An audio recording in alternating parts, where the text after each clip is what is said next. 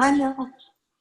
Hey, how are you, Janice? Hey, how are you? I think I went to the wrong Zoom room, so sorry to be late. Okay, let me check with Christina to make sure everyone's got the right link. I looks like we have a full house. Why don't we Okay. kick off? I'll introduce you. My name is Janice Cheesem. It's my honor to be the president of CIASF. In my day job is to be a real estate partner at Ackerman. And it's with special pleasure that I'd like to introduce all of you to the Wragg and Casas team. Like many businesses and like many organizations, we've had to pivot from having in-person meetings um, to meeting via Zoom and meeting call and all of that kind of thing. And as a result, we really needed top-notch professional help in organizing these meetings and publicizing these meetings and in making information available to you. So I prevailed on Mel and Mary to give us some tips of the trade so that we can all be enhancing our social media presence. So with that, it's my honor to turn it over to you, Mel. And I will have the honor to turn it over to Ray Casas, the president of Wragg and Casas. Thanks, Mel. Thanks, Janice. I'm Ray Casas. I'm the president of Wragg and Casas. We've been working with CIASF now for several months on various issues, social media and other things. And we were offered the opportunity to talk to you all about social media. And so we'll take about 20 minutes to do that today. By way of background, we are a full service PR firm, Miami and Orlando. What we do is help our clients tell their story, communicate their messages, promote the brand, reach your audiences, and hopefully grow your business. We're now in our 30th year as a firm, all those years here in Brickell Avenue, and I intend to be around for another 30 years. For today's presentation, Mel Lichtenheld, who is Group Account Manager at the firm, and she is a veteran journalist, newspapers, public relations, does a lot of social media work. Her forte is content creation and helping people really tell their story. That's what Mel does with a lot of our clients. And Mary Lewis is our creative director. She's all things graphics. She's got 2 bachelor's degrees in graphics arts and website development. And everything that we do in terms of social media, video, photography, website, goes through Mary. So I'll have them make the presentation and talk to you later. Mel? Okay, thank you, Ray. So first of all, how many of you participate in social media for your business? Show of hands. And you're welcome to show your mobile device where you're probably checking out your favorite sites right now. So, so thank you. Mary, I'll let you take over the screen.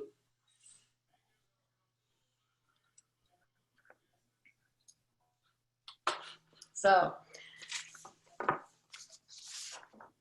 why does social media matter to you and your business? Today, we will cover the basics of why to use social media for your business. We'll also tell you about the changes being offered by platforms to better enhance your business marketing. Just when you think you have the hang of it, things change up again. Social media allows you to express why you're relevant in a time when people aren't sure who is open and who is closed, who is doing business and who isn't. The COVID-19 pandemic has sent more people than ever before in search of making connections online. Social media accounts for more than 30% of all time spent online. It has been an opportune time to build community and foster deeper relationships with customers, peers, and even competitors. All of you here have been part of the transition from in-person events to virtual events, like the one we're having today. CIASF has been using social channels to promote their online events. With this in mind, how good is your social media? You can take advantage of many opportunities to increase your online visibility and reinforce credibility. Managed properly, social media efforts will lead to more inquiries and more sale opportunities. Social media amplifies things. It's not a quick fix. If you are a great company, social media is the place to let the world know, literally. A social media campaign is a coordinated marketing effort designed to reinforce information or sentiments about a product, a service, or the overall brand through at least one social media platform. The goal is to get more customers, but the real gold mine is keeping and selling more to existing customers. And it only takes one connection with one person to get the ball rolling. Go get one person to believe your message, and another will follow, and soon you'll have a movement. Marketing is hard work, and social media marketing is no different. Once you establish, though, you can recycle a great campaign year over year if you add some thoughtful updates to keep it interesting. For instance, Spotify added new data and insights this year, including world maps to show users where their music is made. Other companies tie their social media to an annual event, like the Super Bowl, to build anticipation among followers year after year. The same can be done for trade shows, conferences, anywhere you want to establish a presence. Keeping up with the latest social channels and their functionalities can feel like a full-time job. You have to invest time to get it working and continue to invest time to keep it working. Your social media marketing plan should be an integral part of your overall business plan. And yet, only a few businesses plan their social media activity. It's no surprise to learn that those are the folks who tend to be the ones who are making it work for them. Before the fun part of posting photos and writing content, it's essential that you wade into the data. The first step is to gain a good understanding of each social media platform, also referred to as channels, and who is using each one. Pew Research found that most people have multiple social media accounts. 90% of LinkedIn users, for example, use Facebook. 94% use YouTube, while 57% use Instagram. Facebook still reigns worldwide at 2.5 billion active users a month. The age demographic is the oldest here, as younger users fled once their parents and grandparents joined. What's interesting, though, is that more than 7 million advertisers use Facebook, and 93% of marketers use Facebook advertising regularly. Instagram ranks second for the number of total monthly active users. It's extremely popular in the US, with 63% of Americans using it daily. Although the age demographic is much younger than Facebook, it's estimated that more than 75% of US businesses are using the platform. LinkedIn comes in third as it gains in popularity.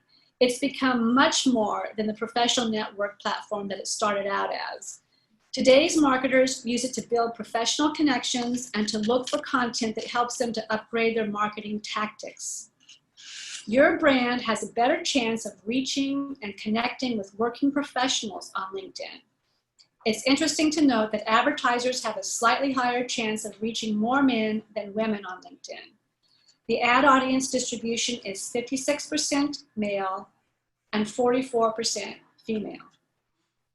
It's important to post engaging and informative content on LinkedIn. 55% of decision makers use this content to determine which organization to work with. Keep in mind that 94% of LinkedIn users also use YouTube. More than half the users, 57%, access LinkedIn on their mobile devices. So ensure that your images and videos are optimized and can be opened without the user having to leave the platform. By the way, 1 in 5 investors say it's the best platform when you want to learn about a topic. Companies use Twitter to improve customer support and find ways to improve their business. On Twitter, they get free exposure for their business and find more leads. And that's just the tip of the iceberg. But the challenge of using Twitter is its size. More than 6,000 tweets are sent every second. The Twitterverse is vast and moves at an incredibly fast pace. And yet, Research suggests that companies who use Twitter generate 2 times the number of leads a month compared to those who don't. YouTube is rapidly becoming one of the most popular influencer marketing channels. Video is now an expected part of most people's online experiences. YouTube acts as the second largest search engine where people go for information, whether it's a tutorial on how to change your wiper blades or to business videos. For a successful social media program, you want to know the analytics. This takes research to understand which sites are used by your customers and how they like to use them. Identify and analyze what's being said about you and the topics relevant to your company. You need to know where people are talking about you. For instance, Facebook, Twitter, and LinkedIn are smart places to start listening. But depending on your industry and customers, you may find that platforms like Instagram, Pinterest, and Reddit are just as important. You need to understand your audience, age, gender, location, income, interests, likes, dislikes, and needs. Be intentional. More data doesn't always mean more action. Your social media spreadsheets should reflect sentiment analysis, total mentions, most active networks, pain points. Track these things. Know your niche and who you want to reach. Start with one audience. Is it a builder, an investor? You can easily expand into adjacent audiences. Grow your audience the right way. Don't buy your followers. Yes, that's possible at bulk rate too. Big numbers of fans provide an ego boost, but what you really want is to grow your audience responsibly and sustainably. The old-fashioned formula of sharing consistent and valuable content, sending timely responses, and acting like a human still works for growing your audience on any social platform.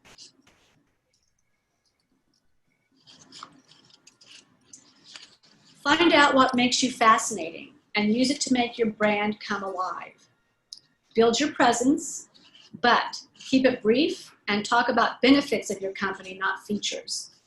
Speak to and with people. Join groups and participate. Deal with negative feedback swiftly and skillfully. When someone has negative things to say about your company, respond quickly and don't delete the post from your page, especially if it's on Instagram or Facebook where comments can be deleted. Your customers may view deletion as a sign your brand is dishonest and hiding the truth. To grow, Mary. Thanks. To grow your social media presence, start with goals that are specific, measurable, achievable, relevant, and time-bound. Then maintain your profile. Check your accounts daily. Go beyond vanity metrics.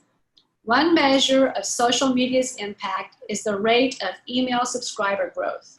For most companies, email return on investment remains strong. Track your social media success by measuring its impact on your email list. For example, you could use a simple email sign-up form on your Facebook page or promote an email address requirement to receive white papers, online courses, or ebooks on social media. Email is a great opportunity to help bring social followers through the sales funnel. No matter what you test, social media is a good and measurable tool to grow your email list. And on that note, I will turn to Mary, who will tell us about the top 2020 social media updates you need to know. Thank you, Mel. I'm definitely excited to talk about what 2020 has brought on all the social media platforms. So I'll start with Facebook. One of the newest features on Facebook is the Business Suite. So in September, Facebook rolled out its new Business Suite, which is an app designed to make it easier for businesses to manage their Facebook and Instagram pages in one place.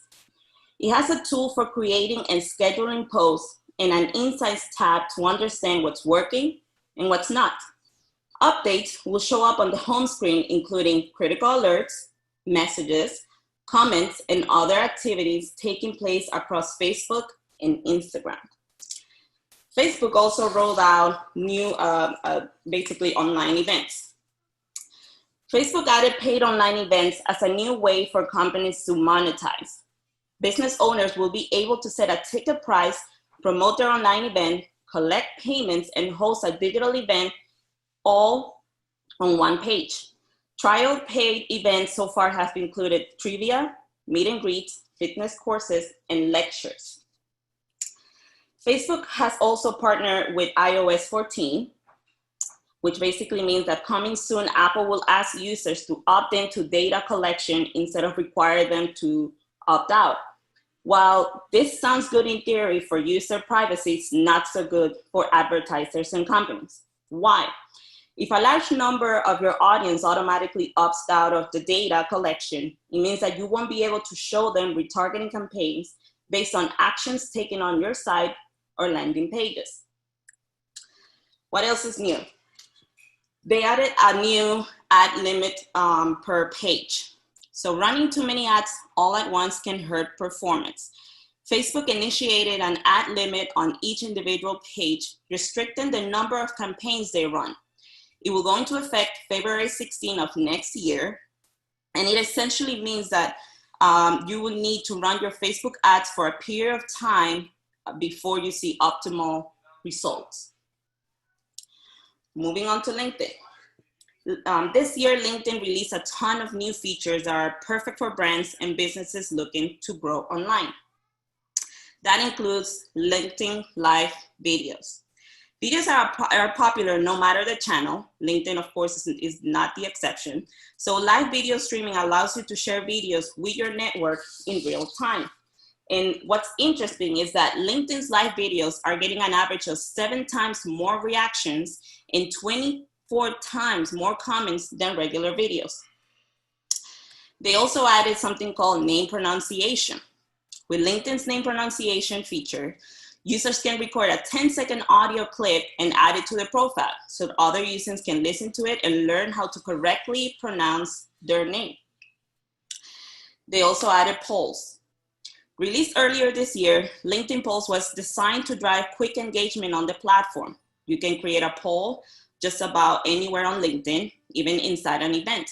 Both you and everyone viewing your LinkedIn poll will be able to see how many people have responded and while it's active and when it comes to an end. One of the biggest features they added as well is called the My Company tab.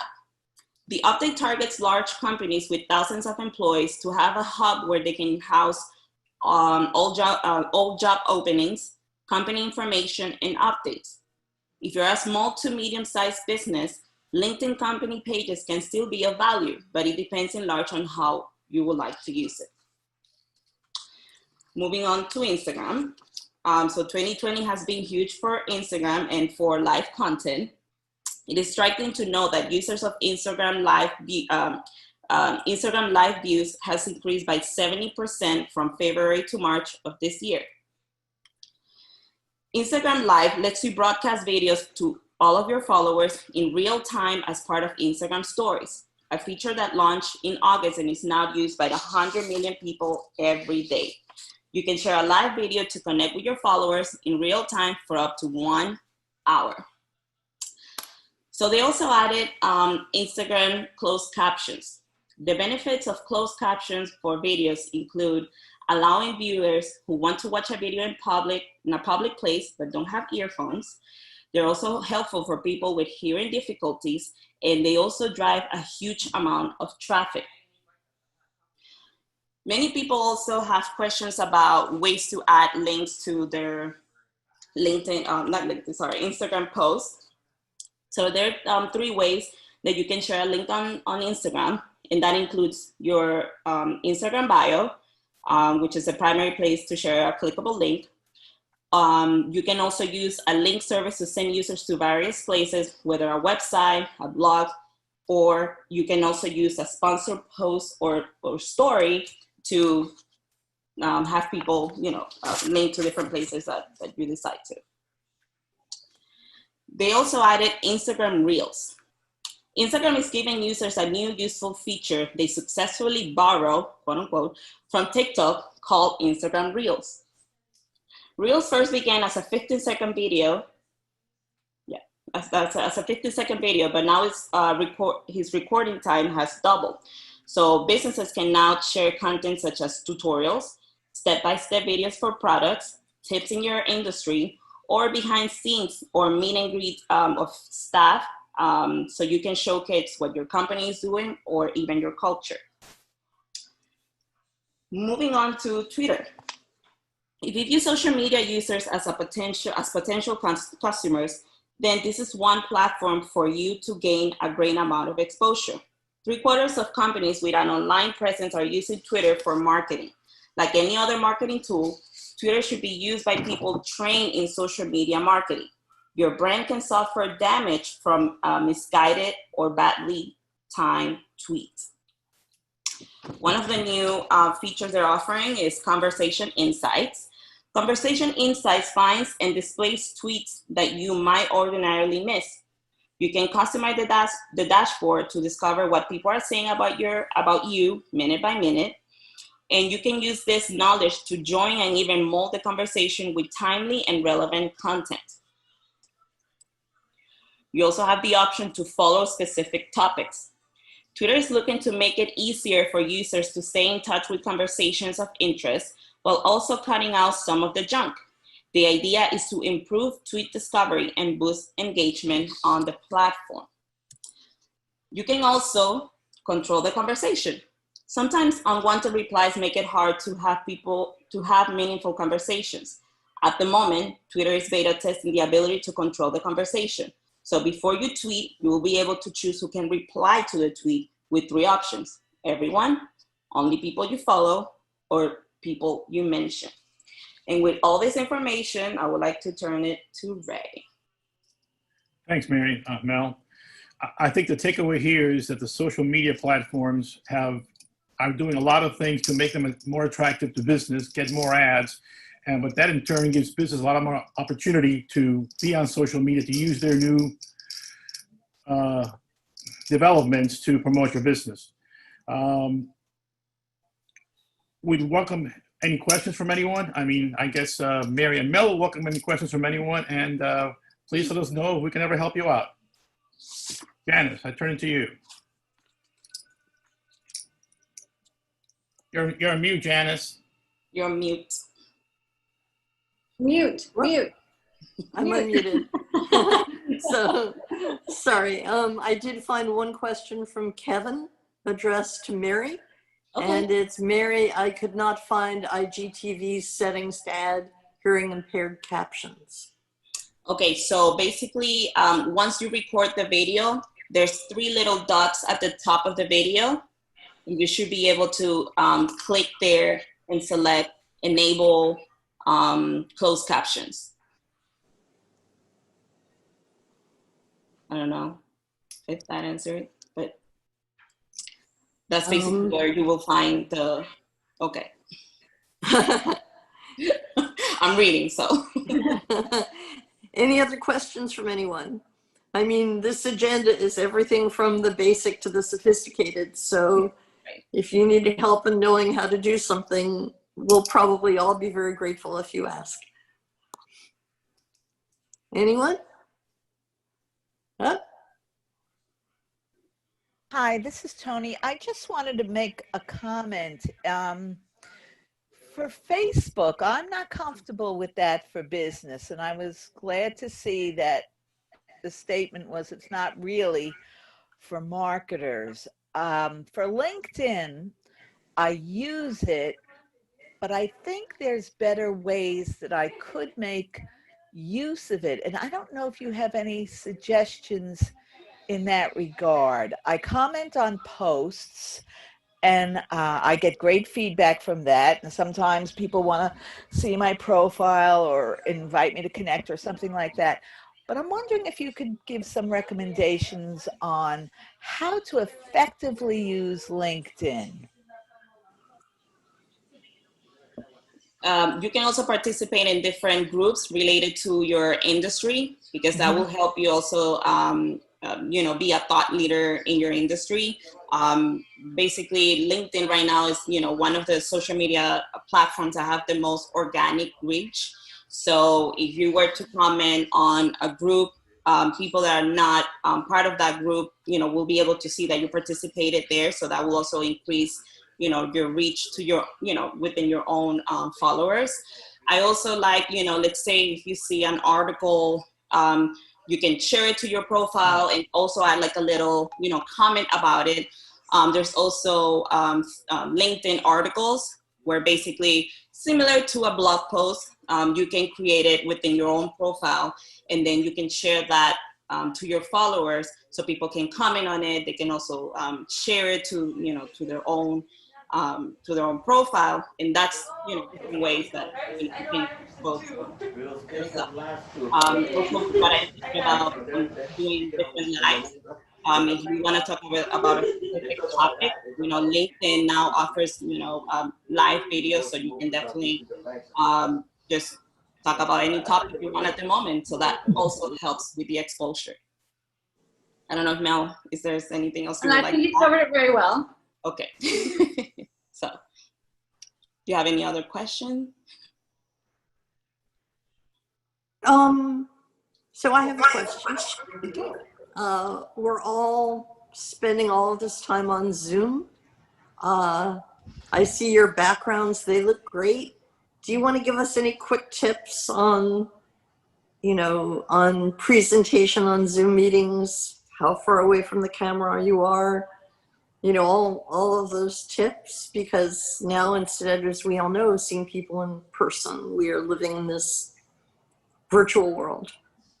The one thing that I would say is keep your hands away from the screen. As when you're on your phone and you're doing this, and people see on your phone, they know you're not paying attention. So that's just simply just let them see your face. Don't let them see that you're doing something else. Uh-oh, I think you caught me. When we have office Zoom meetings, I always look for that. All of our employees, who's actually paying attention and who's pretending to pay attention and do something else. Thank you. That's a great But women are able to multitask. Just do it anonymously. I also like to look for places that have good lighting. Like, for example, where I'm sitting right now, the light is right in front of my face so people can see clearly, versus like having a weird shadow, in the middle of your face, or You mean like mine? Basically. So don't do what on Amazon they sell this thing called a ring. So if you don't have a place that has great lighting, you can also buy that on Amazon, and literally you can just place it right behind your computer, and that will give you the perfect lighting. When it comes to background, I always like to keep it simple. Mel has a completely white wall, but I don't, so I try to keep it within those lines. I'm trying to see what else? Anything, Mel, that you can think of? I think a question also is where to position your face in the screen. True. I also like to keep it, from the chest up. You don't have to, you don't want to make it too low or too high that you're, seeing the ceiling. So you always want to frame your face perfectly right in the middle of the camera. And of course, there's lots of backgrounds that are available on Zoom that if you don't want to have a white background and you'd rather have an impressive library behind you or the beach, you can choose your background. And if you really want to go big time, you can get the green screen from Amazon and put it up behind you. And then that way there's no aura, no double ears showing up. There's many means. It's just how much you want to invest in it and how much it matters. I think oftentimes though, personality, I've read stories in the Wall Street Journal about how it's very clear when the backgrounds are fake, and authenticity is meaning more and more. And it also tells about your personality, also about what you're in business with. Thank you. At one point, I set the spaceship background and then I couldn't get it off. That led to a lot of hilarity. So I've learned my lesson. Anyone else with questions? I have one more question. A lot of helpful information for which I'm very grateful, but I think it was mentioned, suggested to participate in LinkedIn committees. Forgive my ignorance, but I have no idea how to do that. When you go to LinkedIn, at the very top, you will see an icon that says groups. So, I mean, if you don't belong to any groups, of course, you're not gonna see any there. But on the search bar, you can search for, I don't know, real estate, and then you're gonna have a list of results. Once you see a result, you're gonna see different tabs at the top that say companies, and then you're gonna see the one that says groups. So when you click on groups, that's gonna give you a list of all the groups that are related to real estate, development, graphic design, public relations, whatever you pick. Okay. So Okay, that's great. the ones that are basically the most popular is because it tells you the number of people that are, that are part of that group. So the higher the number of followers, the better. That's great. Thank you. No problem. So I do have one request, and that is that Mary has been posting a lot of CISF events and bullet points with information for us on Instagram and on LinkedIn. And it would be really wonderful, and we would be very grateful if you were to take the time to share those. For sure. You know, as recipients, as, you know, people on our mailing list, you can help us to get the word out. And we're hoping maybe this seminar is going to be a little bit of inspiration for that. Absolutely. That's no problem. Well, I'm kind of asking everybody who's participating, once they get a CISF post on LinkedIn, for example, to share it with their own followers, right? And then we can be multiplying the number of people who are getting these messages. Correct. Any other questions, comments?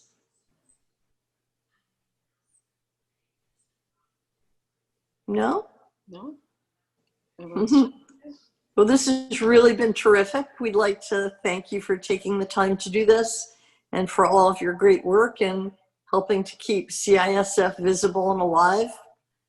Here we are like a, you know, business networking group, and we can't have events. So we're relying, like so many others, on the virtual world. And we just like to thank you for all of your help. Absolutely. Thank you for having us. Thank you. Thank you. Okay. I put my phone down, Ray, so thank you for the tip. Actually, I was trying to give access to this to a member who couldn't get on the right link. Thank you, everybody. Alrighty. Thank you. Bye-bye. Bye-bye. Bye.